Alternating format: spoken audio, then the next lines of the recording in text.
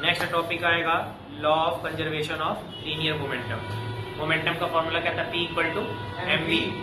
Law of conservation of linear momentum बोलता है total momentum before collision equal to total momentum after collision. So means टक्कर से पहले और टक्कर के बाद दोनों क्या होंगे? इक्वल होंगे। तो इनके फॉर्मूले जो हैं आपके m1v1 प्लस m2v2 और मतलब u इक्वल टू, या फिर u1 इनिशियल ले लो, है ना, चाहे इनिशियल को पहले ले लो, चाहे फाइनल को बाद में ले लो, चाहे फाइनल पहले ले लो, चाहे वो कर लो। तो मतलब पहले करना है total momentum before collision. Before collision की जब बात करेंगे तो वहां पर u1 और u2 लिखा जाएगा, होगा बिफोर कोलिजन में। और आफ्टर कोलिजन में क्या होगा? v1 और v2 लिखा जाएगा, साथ में उसके m1 आ जाएगा, मतलब m आ जाएगा। नेक्स्ट पॉइंट आता है हमारा फ्रिक्शन। फ्रिक्शन क्या है? फ्रिक्शनल एक ऐसा फोर्स। अच्छा, पहला बात तो कॉन्टेक्टिंग है कि नॉन कॉन्टेक्टिंग? कैसा होगा? कॉन्टेक्टिंग फोर्स है।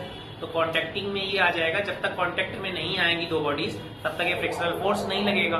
तो ये बात यहाँ पर हुई कि टाइप्स ऑफ फ्रिक्शन। ठीक, मेनली अभी हम लोग जिस पार्ट में पढ़ते हैं तो बोलते हैं टाइप्स ऑफ फ्रिक्शन में, जैसे स्टैटिक फ्रिक्शन है, लिमिटिंग फ्रिक्शन है और काइनेटिक और डायनेमिक फ्रिक्शन बोल जाते हैं। और काइनेटिक और डायनेमिक फ्रिक्शन भी जो होगा वो भी 2 टाइप्स का होगा, स्लाइडिंग फ्रिक्शन और रोलिंग फ्रिक्शन। बट अभी जो है फर्स्ट में फ्रिक्शन जो फ्रिक्शन पॉइंट आएगा वो डिपेंड किस पर करता है? सरफेस पे डिपेंड करता है। सरफेस कितने टाइप की हो जाएगी? 2 टाइप्स की। कौन कौन सी? स्मूथ और रफ। तो स्मूथ पर हाई होगा कि रफ पर? रफ पर जो है फ्रिक्शन हाई हो जाएगा। हाँ, जितनी रफ सरफेस हो जाएगी उतनी हाई होता चला जाएगा। तो friction can depend on the surface. So अगर रीजन पढ़े जाएंगे फ्रिक्शन के, तो फर्स्ट रीजन में क्या है? जैसे अच्छा रेगुलर, अच्छा जैसे हम लोगों ने उसमें लाइट में पढ़ा था क्या? रेगुलर रिफ्लेक्शन और इरेगुलर रिफ्लेक्शन। यहाँ पर भी अगर रेगुलर इरेगुलर को डाल दिया जाए तो कहीं ना कहीं हम ये बोल सकते हैं ना कि इरेगुलर में फिगर कैसे बना था? ऐसे ऐसे ऊपर नीचे करके बना हुआ था, और रेगुलर में एकदम प्लेन बना हुआ था। ये लाइट की बातें हो रही। तो कहीं ना कहीं अगर इसमें भी वही चीज डाल दी जाए तो इरेगुलर में सरफेस कैसी हो जाएगी? जिसको बोलते हैं रफ ना, खुरदरी, ये तो होगी।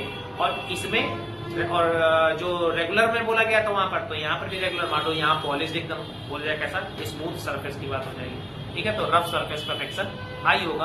अब यहाँ अगर बात कर लेते हैं कि फ्रिक्शंस को कैसे रिड्यूस किया जा सकता है, कैसे कम किया जा सकता है। किसका यूज करते हैं हम लोग? लुब्रिकेंट्स का यूज करते हैं।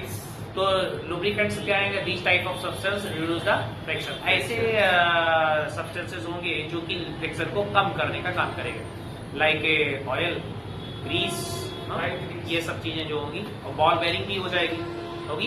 बॉल बेरिंग नीचे डाउन साइड पे लगाते हैं, बॉल बेरिंग यूज करते हैं, तो उसके थ्रू से भी जो हो जाएगा हमारा फ्रिक्शन रिड्यूस हो जाएगा, कम हो जाएगा। ठीक है, टाइप्स ऑफ फ्रिक्शन मैंने ऑलरेडी बता दिया। टाइप्स ऑफ फ्रिक्शन का फर्स्ट जो आता है हमारा स्टैटिक फ्रिक्शन। स्टैटिक फ्रिक्शन का मीनिंग ये हो जाएगा, कोई भी वस्तु अगर कहीं पर रखी हुई है तो वो क्या स्टैटिक में है ना, विरामावस्था पे है, तब भी उसमें ये मत सोचो कि जब तक एक्सटर्नल फोर्स नहीं लग रहा है तो ना, जबकि क्योंकि प्रेशर कुछ तो लग रहा होगा इसके ऊपर, कुछ तो फोर्स तो क्या होगा, अगर रखी स्टॉप पर तो रखी ही है, फिर भी जो है स्टैटिक फ्रिक्शन है। लिमिटिंग फ्रिक्शन का मीनिंग क्या हो जाएगा कि अगर कहीं हद तक अगर हम उसको स्लेंट पे डालते हैं, स्लेंट सरफेस पे डालते हैं, तो वो बॉडी की किसी स्लेंट पर स्लेंट करोगे तो तुरंत तो नीचे नहीं आ जाएगी, बट क्या एक लिमिट तक वो वहां पर होल्ड होकर रखी रहेगी, और उसको ये that is called the limiting friction. ठीक है, फिर उसके बाद में चलेगी वो, ठीक है, तो ये लिमिटिंग आ जाएगा। और फिर काइनेटिक आ जाता है। तो लिमिटिंग के जस्ट बाद, तो मतलब स्टैटिक के बाद जस्ट जो चलने वाला पॉइंट हो जाएगा वो लिमिटिंग, जब जहां से वो चलने स्टार्ट हो जाएगी तो लिमिटिंग हो जाएगा, और लिमिटिंग जैसे छूटेगा तो तुरंत काइनेटिक स्टार्ट हो जाएगा। ठीक है, मैं मोशन में आ जाएगी। तो काइनेटिक भी 2 टाइप्स का, कौन सा? एक स्लाइडिंग और एक रोलिंग। स्लाइडिंग वाला तो सेम पता है क्या होगा, सीधे सीधे स्लाइड कर जाएगी। और रोलिंग का मीन्स क्या होगा? डाउन साइड में व्हील का यूज कर सकते हैं। तो अच्छा, स्लाइडिंग ज्यादा बड़ा होगा कि रोलिंग ज्यादा बड़ा होगा? स्लाइडिंग क्योंकि उससे कॉन्टेक्ट सरफेस से ज्यादा होगा ना, और रोलिंग में क्या हो जाएगा? डायरेक्टली पूरा बॉल बेरिंग का यूज कर लेंगे, वो इज मोर देन टेक हो जाएगा। अच्छा, बात अगर कर ले एडवांटेजेस ऑफ फ्रिक्शन की। एडवांटेज ऑफ फ्रिक्शन क्या? अगर इतना ही हार्मफुल है, एविल बोला जाता है, कैसा है ये? एविल है भाई, अननेसेसरी हीटिंग करेगा, ये सब करेगा। तो अगर इधर ये बात बोल दी जाए कि अगर, तो फिर किस लिए जरूरी है हमारे लिए? एडवांटेजेस क्या है हमारे? ब्रेक्स है, वॉकिंग के लिए अगर नहीं होगा तो क्या चल नहीं पाएंगे हम लोग, सोचो ना। तो इसलिए भी क्या होगा? स्लिप मारते रहेंगे, एक कदम नहीं चल पाएगा। ठीक है, तो ये छोटे छोटे डिसएडवांटेज आपको पता ही है, जो हम लोग के एनर्जी वेस्ट करता है, हीटिंग करता है, मशीन्स को हीटिंग कर देता है, अननेसेसरी आपकी एनर्जी वेस्ट कर रहा है उसके अंदर। ठीक, मेथड ऑफ रिड्यूसिंग फ्रिक्शन मैंने बता ही दिया कैसा, पॉलिसिंग के थ्रू से हम लोग चेंज कर सकते हैं। ठीक है, मेथड ऑफ रिड्यूसिंग फ्रिक्शन में पॉलिसिंग के थ्रू से हो सकता है, लुब्रिकेंट्स यूज कर सकते हैं, सस्टेनेबल मटेरियल्स कुछ यूज कर सकते हैं, बॉल बेरिंग यूज कर सकते हैं, and then method of increasing friction, friction को अब इंक्रीज करने के कौन कौन से मेथड है, मेथड को फ्रिक्शन को इंक्रीज करने के कौन कौन से, रफ सरफेस यूज कर सकते हैं, और प्रेसिंग हार्डर। अब क्या होगा हार्डर, मतलब अगर ज्यादा तेजी से अगर प्रेस करोगे तो फ्रिक्शन हाई हो जाएगा।